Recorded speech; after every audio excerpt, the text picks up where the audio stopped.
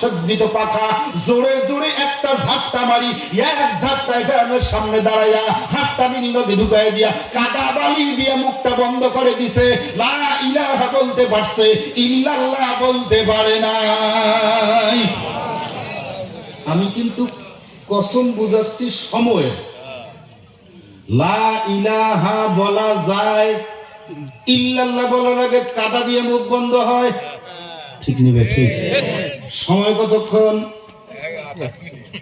কি আধা ঘন্টা?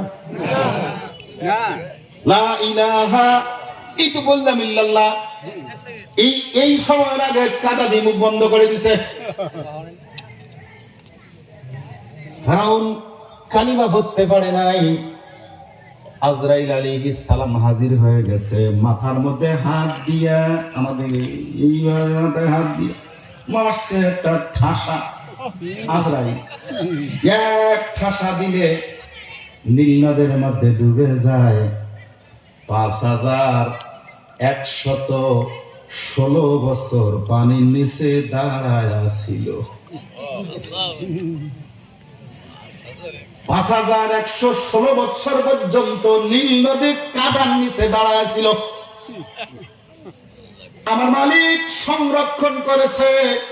ওর দেহের থেকে এত দুর্গন্ধ বের হয়েছিল, জলজ প্রাণী একটাও ধারে কাছে যায় নাই।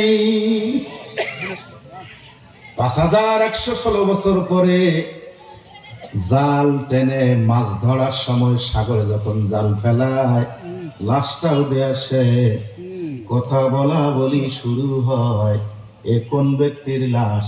হঠাৎ করে দেখে হাতের মধ্যে স্বর্ণের বালি, নাকের মধ্যে কত কিছু, কানের মধ্যে কত, গলার মধ্যে কত কিছু, সেখানে সন দেওয়া আছে কত সাল। হিসাব করে দেখে 5116 বছর হয়। বোঝার বাকি নাই, এই সেই ব্যক্তি। কথা বল না, ঠিক কিনা? এই তো সেই। তখন সেখান থেকে তুলে নিয়ে মিশরের জাদুঘরে রাখা হয়। বন্ধুরে, আমি যে কথাটা বলতেছিলাম, লা ইলাহা বলা যায়, ইল্লাল্লাহ বলা সময় থাকে না।